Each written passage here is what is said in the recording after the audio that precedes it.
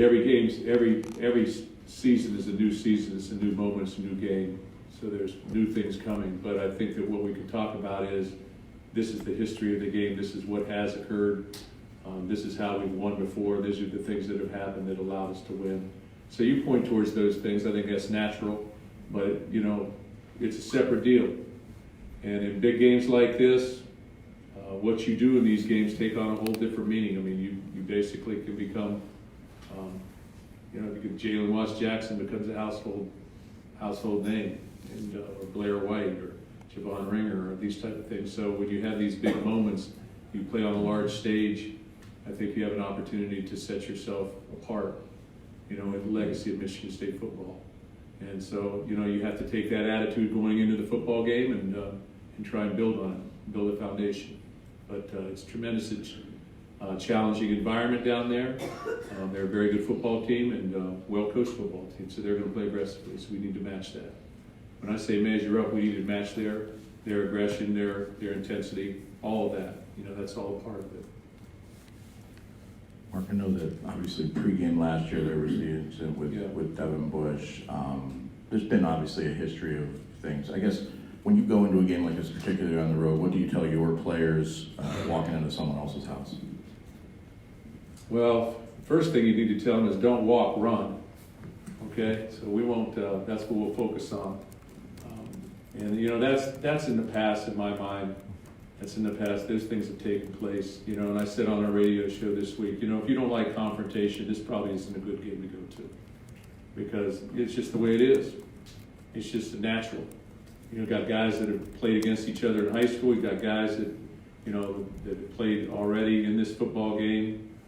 So it's just a competitive environment, and the biggest thing that we need to do is have total focus on what we need to do at the right time and not make mistakes, and play, just play hard, play harder than hard.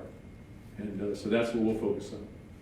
And as we've gone down there in the past, there's been great sportsmanship, so I look towards that. I don't look away from that, I look towards that.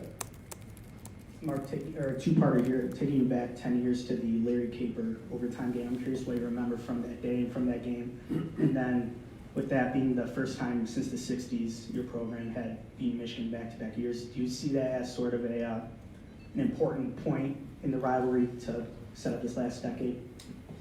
Well, what I remember about that is I think we were ahead 20-6, and they rallied back, and all of a sudden it started pouring.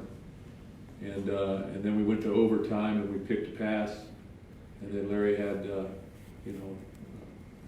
touchdown run, broke a couple tackles, and like so many games, that hinge on one play, it's over like that, and all of a sudden, the game's won. But I remember that's the one I pointed to. We were 1-3 going into the football game, and I believe they were 4-0, I think. So, it just gives you an indication. Get yourself ready to play hard. We played hard in that football game. I've gone back. You tend to look at things from the past, and you go back and you look at certain things, especially in the last 4 years here, since Coach Harbaugh's been there. You want to look at different things that they've done, that type of thing. So, but you spend a little bit of time looking in the past too. So, I think it's good to have a little bit of history there, but you got to focus on the moment. Mark, when you have a rough season like this, obviously speculation, people talk about the program, where it's headed and where you are headed, if anywhere. Do you think about that? Do you feel the need to say anything to either fans or people about where you are going forward, where this program is going forward? Well, I got asked one of those question by, I had our freshmen together yesterday, and I always have our freshmen together this week for me to talk with them for a couple minutes, because I want them to understand how important they are in the program on the busiest day of the year, busiest week of the year. So I would take the time to go talk to them. And so I said, any questions? And one of them said, Coach, how do you handle the criticism and whatever from all the different people? And I said, hey, when you're the head of the program, you're head of something big, and things don't go as well, that person's going to be criticized. And that's part of it. But what people need to understand out there is that I have as much information as I can to do the job I'm doing, and I'm going to try and do it with our players in mind. We're going to work hard. We're going to always stay positive. We're going to rise above it. And that's the only thing that I can do. I can continue to rise above it, or I can take another direction and start to go below that. And I'm not going to go in that direction. So I'm going to keep working towards winning and handling our football team, and that's what I do. So I don't really worry about the things I cannot control. I can't control what you say or what you say or what you say. I can only go forward in the best fashion I can. The best fashion I can go forward is by being positive and take a positive direction in everything we're doing and continue to move ahead. I do think that the two offensive linemen are good players and going to continue to play. We'll probably get some guys back here soon, sooner than later. And then I also wanted to ask, with Michigan, I'm sure you've probably seen the whole scope of their season. What have you sort of seen that's changed for them over recent weeks compared to earlier in the season? Turnovers, Forcing them or cutting them down? you know, cutting them down. I think that has such a significant part of every football game.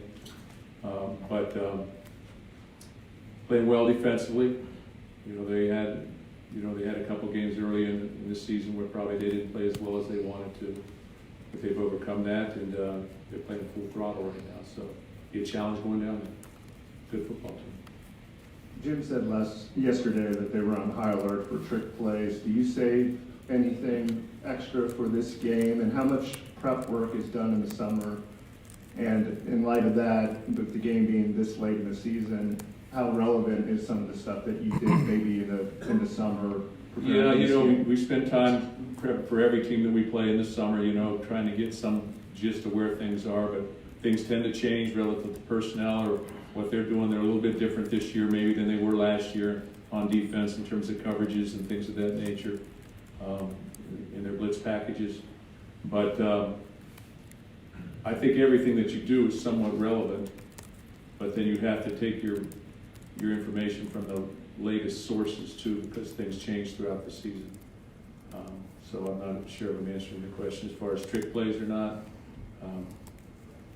Might be a couple, but there always is in these type of games.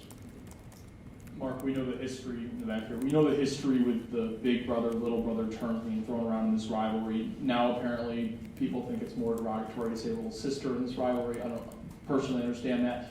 Do you tell your players what things to avoid when they're talking to the media during this week, knowing that everything's going to be under a microscope?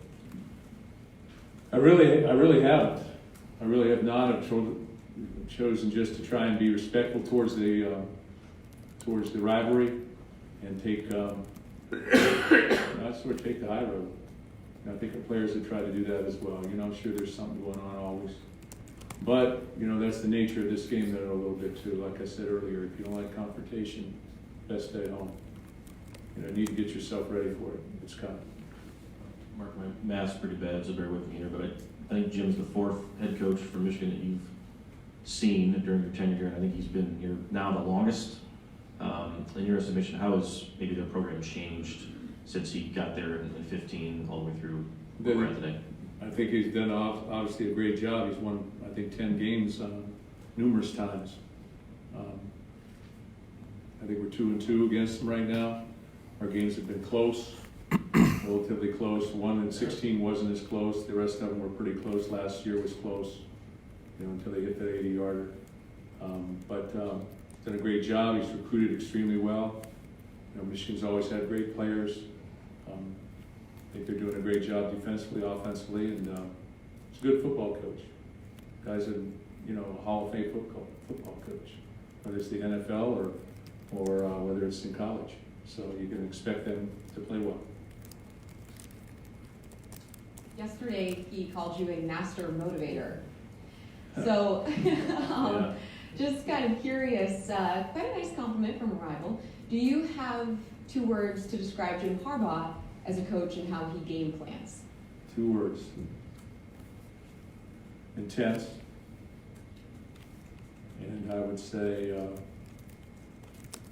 intense. So I think he does a great job. He's committed to, I think he's truly committed to every single play on the football field. He's going to think outside the box. You see him do different things.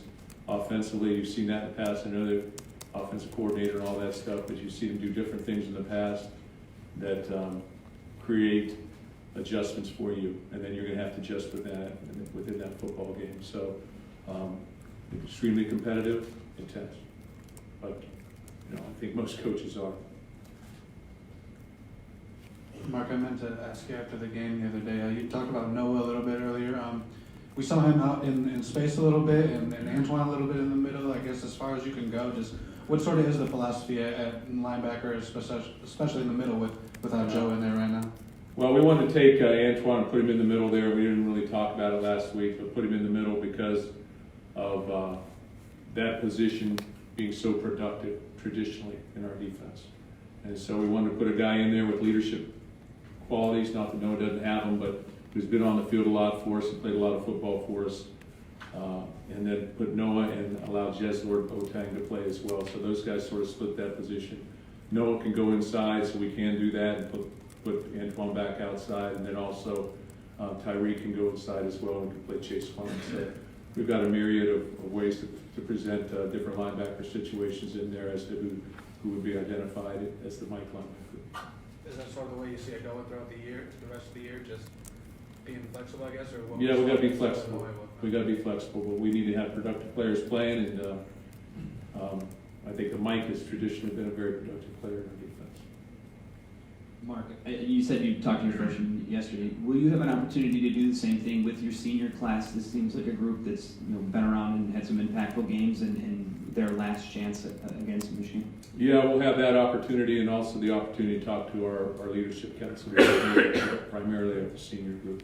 Do you have a special message for the senior class? They'll send me the message. I listen a little bit more to them. Got time for a couple more, Chris. It's been a long one. I guess coming off that game, you mentioned earlier that it's going to be one that's probably going to stick with you.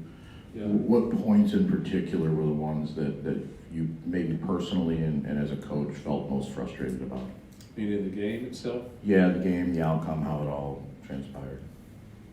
Well, don't get me going, because there were quite a lot of opportunities. The game could have been put away early, so we made some mistakes and prevented that from happening. And you got to give Illinois credit. We wanted to make the quarterback beat us, and he made some throws. And number 9 hooked up with some throws, but there were some technical things from a technique standpoint that needed to happen. That didn't happen, whether it's collectively as a coverage or as an individual. So those things hinge on things. So there were some calls, I think, from an officiating standpoint that were troubling, to say the least. I'll just leave it like that.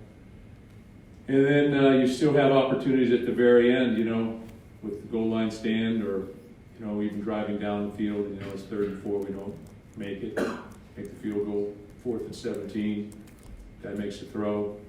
Defensive back's caught on the outside as opposed to being on the inside with leverage points. Middle field safety needs to play over top of that guy. He was told to.